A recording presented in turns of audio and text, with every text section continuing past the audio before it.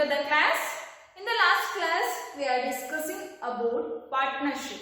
So, we already know about features of partnership and merits of partnership, demerits of partnership, and then types of partners. In that types of partner, we are discussing about active partner, sleeping partner, nominal partner, secret partner, partner by estoppel.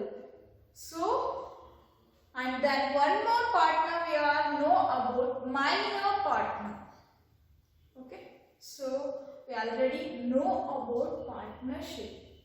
Now, in this class, we are going to discussing about types of partnership. Okay, so in the types of partnership,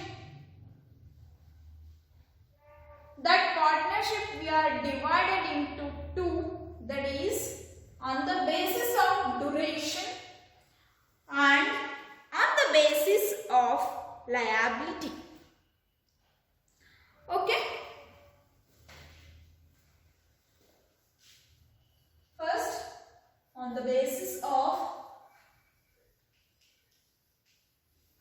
duration.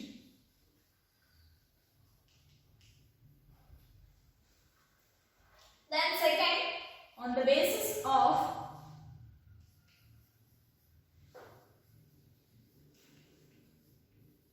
liability.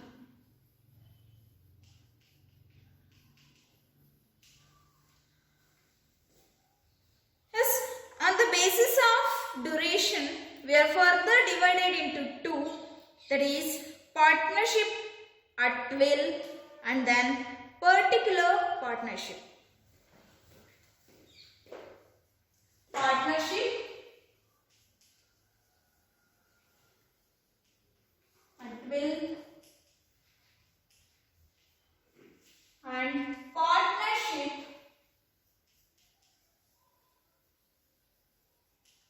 at particular.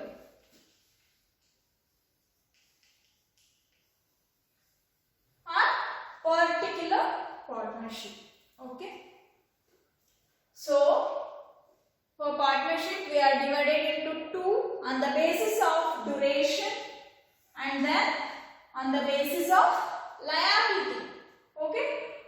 On the basis of duration, we are further divided into two, that is partnership at will and then partnership at particular or particular partnership. Then, on the basis of liability, we are further divided into two, that is general partnership and limited partnership. First one, general partnership.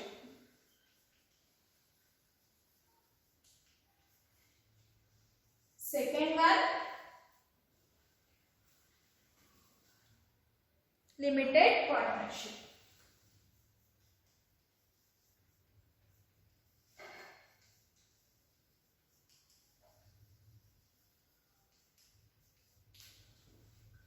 Okay.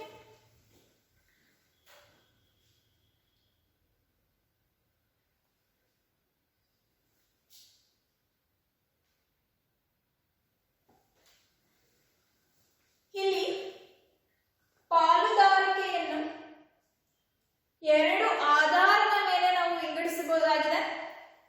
ಯಾವುದು ಎರಡು ವಿಧಾನ ಅಂತ ಅಂದ್ರೆ, ಒಂದು ಅವಧಿಯ ಆಧಾರದ ಮೇಲೆ ನಾವೇನ್ ಮಾಡಬಹುದು, ಪಾಲುದಾರಿಕೆಯನ್ನ ವಿಂಗಡಿಸಬಹುದು. ಮತ್ತೊಂದು ಅಂದ್ರೆ ಹೊಣೆಗಾರಿಕೆಯ ಆಧಾರದ ಮೇಲೆ ನಾವು ಪಾಲುದಾರಿಕೆಯನ್ನ ವಿಂಗಡಿಸಬಹುದು. ಇದು ಅವಧಿ, ಇನ್ನೊಂದು ಹೊಣೆಗಾರಿಕೆ.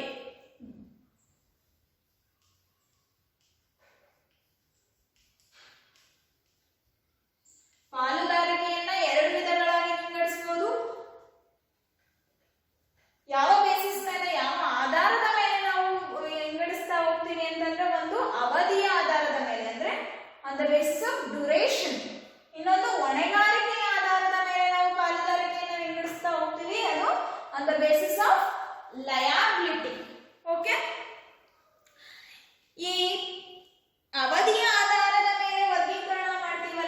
ಈ ಅವಧಿಯ ಆಧಾರದ ಮೇಲೆ ವರ್ಗೀಕರಣ ಮಾಡಿದಂತಹ ಪಾಲುದಾರಿಕೆಯನ್ನ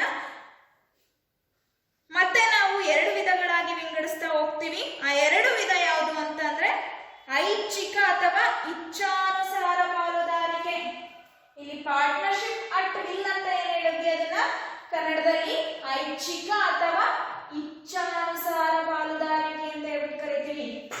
on the basis of duration, ಅವಧಿಯ ಆಧಾರದ ಮೇಲೆ ವಿಂಗಡಿಸಿರ್ತಕ್ಕಂತಹ ಪಾಲುದಾರಿಕೆಯನ್ನ ನಾವು ಮತ್ತೆ ಎರಡು ವಿಧಗಳಾಗಿ ವಿಂಗಡಿಸ್ತೀವಿ. ಅದರಲ್ಲಿ ಫಸ್ಟ್ನೇದು ಏನಪ್ಪಾ ಅಂದ್ರೆ ಪಾರ್ಟ್ನರ್ಶಿಪ್ ಅಟ್ ವಿಲ್.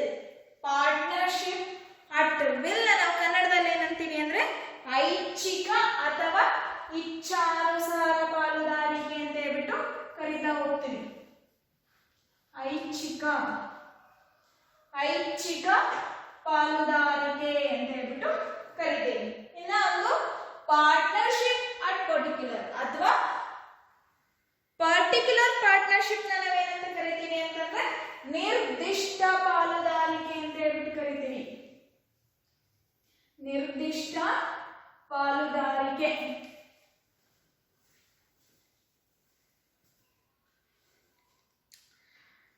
ನಂತರ ಬರೋದಾದ್ರೆ on the basis of liability, ಹೊಣೆಗಾರಿಕೆಯ ಆಧಾರದ ಮೇಲೆ ವಿಂಗಡಿಸಿರ್ತಕ್ಕಂತಹ ಪಾಲುದಾರಿಕೆಯನ್ನು ಮತ್ತೆ ಎರಡು ವಿಧಗಳಾಗಿ ವಿಂಗಡಿಸ್ತಾ ಹೋಗ್ತೀವಿ. ಯಾವ್ದಪ್ಪ ಅಂತಂದ್ರೆ ನೀವು ಆಲ್ರೆಡಿ ಗೊತ್ತು, ಇಂಗ್ಲಿಷಲ್ಲಿ ಜನರಲ್ ಪಾರ್ಟ್ನರ್ಶಿಪ್ ಅಂತ ಕರಿತೀವಿ.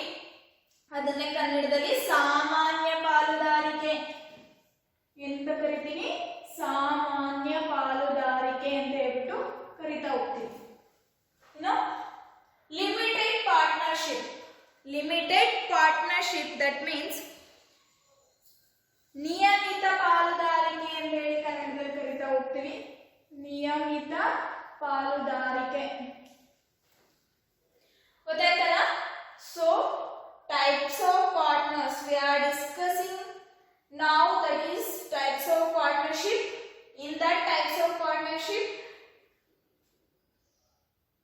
we are dividing on the basis of duration and on the basis of liability.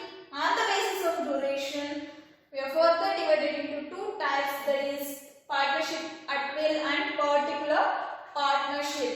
Then on the basis of liability we are further divided into two, that is general partnership and limited partnership. Yes, now come to the first point on the basis of duration. The first type is partnership at will. So ಇಲ್ಲಿ ಐಚ್ಛಿಕ ಅಥವಾ ಇಚ್ಛಾನುಸಾರ ಪಾಲುದಾರಿಕೆ ಅಂತ ಹೇಳ್ಬಿಟ್ಟು ಕರಿತೀವಿ. So now we are know about what is partnership at will. Okay. So, this type of partnership exists at the will of the partners. Okay? This type of partnership exists on the basis of partners will. Okay? ಅಂದ್ರೆ ಇಲ್ಲಿ ಯಾರು ಪಾಲುದಾರರಿರ್ತಾರೆ ಅವರ ಇಚ್ಛೆಯ ಅನುಸಾರವಾಗಿ ಈ ಒಂದು ಪಾಲುದಾರಿಕೆ ಇರ್ತಾ ಹೋಗುತ್ತೆ, ಎಕ್ಸಿಸ್ಟ್ ಇರ್ತಾ ಹೋಗುತ್ತೆ.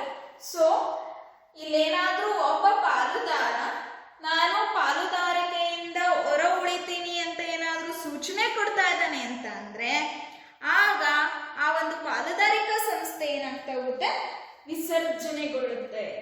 ಸೊ ಎಲ್ಲಿಯವರೆಗೂ ಪಾಲುದಾರಿಕಾ ಸಂಸ್ಥೆಯಲ್ಲಿ ಇದ್ದು ಅವನ ಪಾಲುದಾರಿಕೆಯನ್ನು ಮುಂದುವರಿಸಿಕೊಂಡು ಹೋಗ್ತಾನೆ ಅಲ್ಲಿವರೆಗೂ ಈ ಒಂದು ಟೈಪ್ ಆಫ್ ಪಾರ್ಟ್ನರ್ಶಿಪ್ ಎಕ್ಸಿಸ್ಟ್ ಅಲ್ಲಿ ಇರುತ್ತೆ.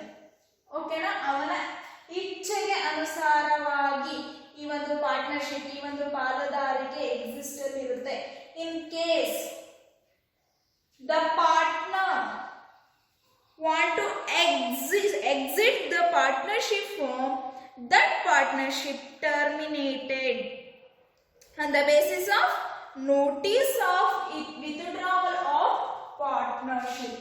Okay, if any partner want to exit or terminated the partnership form, on that time on the basis of notice of withdrawal the partnership wind up. Okay, this is what partnership at will. Andre ಈ ಒಂದು ಐಚ್ಛಿಕ ಅಥವಾ ಇಚ್ಛಾನುಸಾರವಾದಂತಹ ಪಾಲುದಾರಿಕೆ, ಪಾಲುದಾರರ ಇಚ್ಛೆಗೆ ಅನುಸಾರವಾಗಿ ಏನ್ ಮಾಡಿರ್ತಾರೆ, ಪ್ರಾರಂಭ ಮಾಡಿರ್ತಾರೆ. ಸೊ ಎಲ್ಲಿವರೆಗೂ ಪಾಲುದಾರ ಒಂದು ಪಾಲುದಾರಿಕಾ ಸಂಸ್ಥೆಯಲ್ಲಿ ಮುಂದುವರಿತಾನೋ ಅಲ್ಲಿವರೆಗೂ ಈ ಒಂದು ಪಾರ್ಟ್ನರ್ಶಿಪ್ ಫಾರ್ಮ್ ಎಕ್ಸಿಸ್ಟ್ ಅಲ್ಲಿ ಇರುತ್ತೆ. ಯಾವಾಗ ಪಾಲುದಾರ ನನಗೆ ಈ ಒಂದು ಸಂಸ್ಥೆನಲ್ಲಿ ಇರೋದಿಲ್ಲ ಅಂತ ಹೇಳಿ ಹೊರ ಉಳಿಯೋದಕ್ಕೆ ಸೂಚನೆ ಕೊಡ್ತಾನೆ, ಆಗ ಆ ಒಂದು ಪಾಲುದಾರಿಕಾ ಸಂಸ್ಥೆ ಕೂಡ ಏನಾಗುತ್ತೆ, ಕ್ಲೋಸ್ ಆಗುತ್ತೆ. Okay, this is what partnership at will. Then we are move on to partnership at particular ಅಥವಾ ಪರ್ಟಿಕ್ಯುಲರ್ ಪಾರ್ಟ್ನರ್ಶಿಪ್ ಅಂತ ಕರಿತೀವಿ. ನಿರ್ದಿಷ್ಟ ಪಾಲುದಾರಿಕೆ ಅಂತ ಹೇಳ್ತಾ ಹೋಗ್ತೀವಿ. ಏನಿದು ನಿರ್ದಿಷ್ಟ ಪಾಲುದಾರಿಕೆ ಅಂತ ಅಂದ್ರೆ,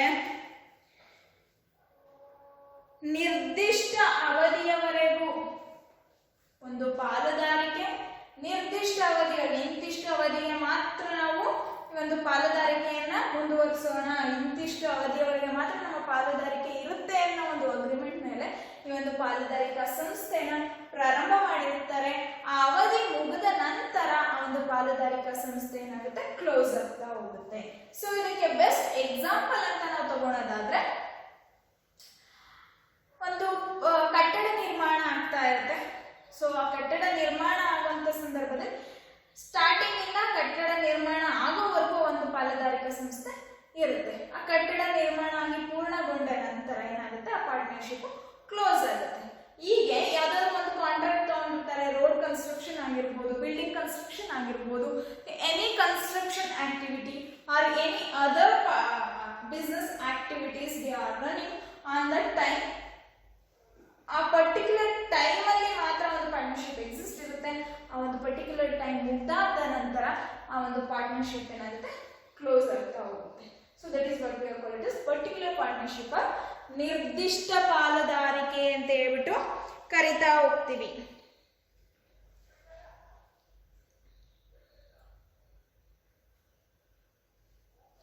Then we are move on to second base, that is on the basis of liability. In that first point, general partnership, ಸಾಮಾನ್ಯ ಪಾಲುದಾರಿಕೆ ಅಂತ ಹೇಳ್ಬಿಟ್ಟು ನಾವು ಕರಿತಾ ಹೋಗ್ತೀವಿ. ಸೊ ಏನಿದು ಸಾಮಾನ್ಯ ಪಾಲುದಾರಿಕೆ ಅಂತಂದ್ರೆ,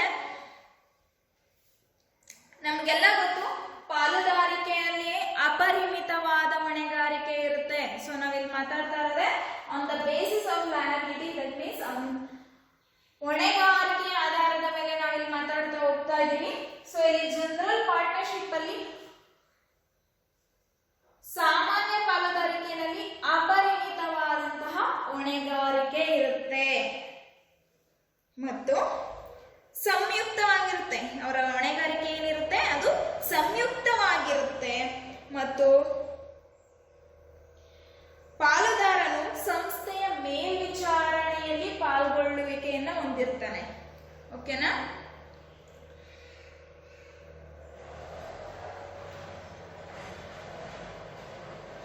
ಮತ್ತು ಪಾಲುದಾರಿಕಾ ಸಂಸ್ಥೆಯ ನೋಂದಣಿ ಐಚ್ಛಿಕವಾಗಿರುತ್ತೆ. ಸೊ ಪಾಲುದಾರಿಕಾ ಸಂಸ್ಥೆ ನೋಂದಣಿ ಮಾಡಿಸೋದು ಅಥವಾ ಮಾಡಿಸದೇ ಇರೋದು ಅವರ ಇಚ್ಛೆಗೆ ಬಿಟ್ಟಿದ್ದಾಗಿರುತ್ತೆ. ಅವ್ರು ಇಷ್ಟಪಟ್ಟರೆ ಒಂದು ಕಂಪನಿ ಅವರ ಒಂದು ಪಾರ್ಟ್ನರ್ಶಿಪ್ ಫಾರ್ಮ್ ನ ರಿಜಿಸ್ಟರ್ ಮಾಡಿಸ್ಬೋದು, ಇಲ್ಲ ಅಂತ ಅಂದ್ರೆ ಅವ್ರು ಏನ್ ಮಾಡ್ಬೋದು, ಮಾಡಿಸದೇನೂ ಇರ್ಬೋದು. ಸೊ ಅವರು ರಿಜಿಸ್ಟ್ರೇಷನ್ ಮಾಡಿಸೋದು ಅವರ ಇಚ್ಛೆಗೆ ಬಿಟ್ಟಿದ್ದಾಗಿರುತ್ತೆ. ಯಾರು ಪಾಲುದಾರರು ಯಾರಿರ್ತಾರೆ ಅವರ ಇಚ್ಛೆಗನುಸಾರವಾಗಿ ಆ ಒಂದು ಸಂಸ್ಥೆ ನೋಂದಣಿ ಆಗ್ತಾ ಹೋಗುತ್ತೆ.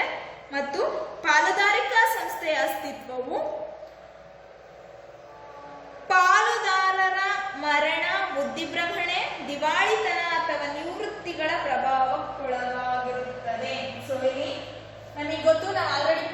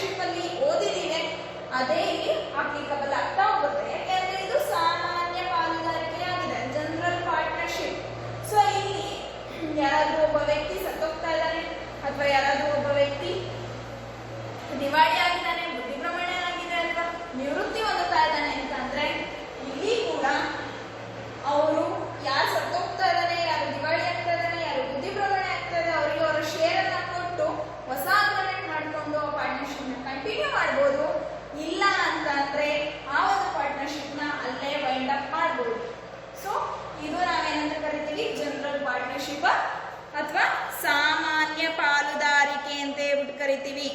So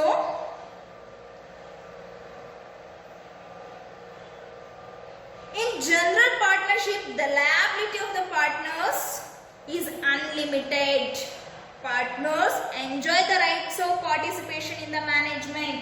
We already know about the partners enjoy the participation in management, and then the liability of the partner is unlimited. Mind it, here in the general partnership, the liability of the partner is unlimited. Okay, then the registration of the firm is optional. We already know about it is an optional.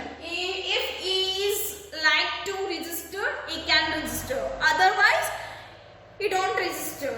Okay, then it is an optional point for partners. Then if in case in the firm any partner death, lunacy, insolvency or retirement, on that time the partnership can run with a new agreement or the close of the partnership. Okay, this is what general partnership. Then second, on the basis of liability, that is limited partnership. ನಿಯಮಿತ ಪಾಲುದಾರಿಕೆ ಅಂತ ಹೇಳ್ಬಿಟ್ಟು ಕರಿತಾ ಹೋಗ್ತೀವಿ ನಾವಿಲ್ಲಿ. So what is limited partnership? So limited partnership, that is liability at least one partner is unlimited, whereas the rest may have limited liability. So here in the limited partnership, the one partner have unlimited liability and other partners limited liability. Okay, ಇಲ್ಲಿ ನಿಯಮಿತ ಪಾಲುದಾರಿಕೆಯಲ್ಲಿ ಏನಾಗ್ತಾ ಹೋಗುತ್ತೆ ಅಂತಂದ್ರೆ ಒಬ್ಬ ಪಾಲುದಾರನಿಗೆ ಏನಾಗಿರುತ್ತೆ, ಅಪರಿಮಿತವಾದ ಹೊಣೆಗಾರಿಕೆ ಇರುತ್ತೆ. ಇನ್ನು ಉಳಿದಂತಹ ಪಾಲುದಾರರು ಇರುತ್ತಾರೆ, ಅವರಿಗೆ ನಿಯಮಿತವಾದಂತಹ ಪಾಲುದಾರಿಕೆ ಇರುತ್ತೆ. Then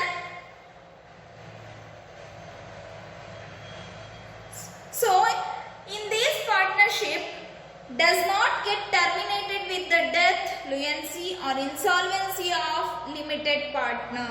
The limited partner do not enjoy the rights of management. Okay, here if in case limited partners have death or any lunacy or insolvency or anything happens, for that time the partnership does not wind up, do not terminate it. But in general partnership, if in case any person death or insolvency or lunacy or anything happens, on that time whole partnership is wind up. In limited partnership, the limited partners death or insolvency or lunacy, anything happens, on that time the partnership does not terminate it. Okay, and one more thing is, the limited partner does not enjoy the management, the activity of the right of the management. Okay, so ಇಲ್ಲಿ ನಿಯಮಿತವಾದಂತಹ ಪಾಲುದಾರಿಕೆಯಲ್ಲಿ ಏನಾಗ್ತಾ ಹೋಗುತ್ತೆ ಅಂತಂದ್ರೆ ಕನಿಷ್ಠ ಒಬ್ಬ ಅಪರಿಮಿತವಾದಂತಹ ಹೊಣೆಗಾರಿಕೆಯನ್ನು ಹೊಂದಿರ್ತಾನೆ, ಇನ್ನು ಉಳಿದವರೆಲ್ಲ ಏನಾಗಿರ್ತಾರೆ ಪರಿಮಿತವಾದಂತಹ ಹೊಣೆಗಾರಿಕೆಯನ್ನು ಹೊಂದಿರ್ತಾರೆ ಅಥವಾ ನಿಯಮಿತವಾದಂತಹ ಹೊಣೆಗಾರಿಕೆಯನ್ನು ಹೊಂದಿರ್ತಾರೆ. ಸೊ ಇಲ್ಲಿ ಯಾರು ನಿಯಮಿತವಾದಂತಹ ಹೊಣೆಗಾರಿಕೆಯನ್ನು ಹೊಂದಿರ್ತಾರೆ ಅವರು ನಿರ್ವಹಣೆಯಲ್ಲಿ ಅಥವಾ ಮ್ಯಾನೇಜ್ಮೆಂಟ್ಸ್ ಅಲ್ಲಿ ಅವ್ರಿಗೆ ಏನಂತೆ ಹೊಣೆಗಾರಿಕೆ ಇರೋದಿಲ್ಲ.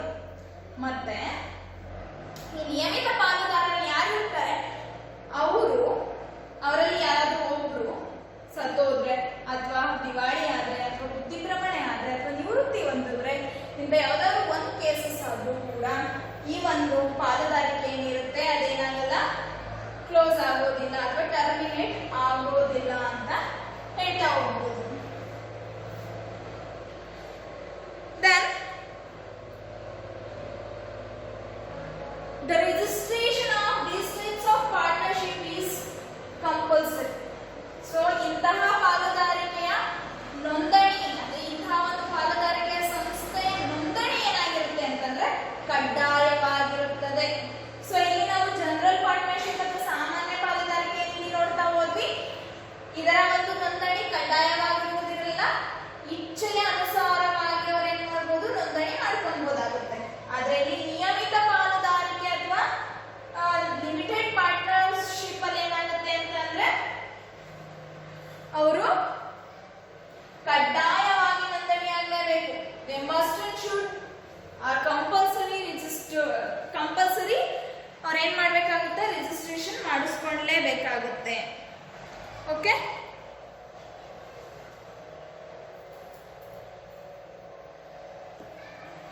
this is all about types of partnership. So in this types of partnership, that partnership we are divided on the basis of duration and on the basis of liability. On the basis of duration, we are further divided into two types: partnership at will and particular partnership. Then on the basis of liability, we are further divided into two: general partnership and limited partnership. So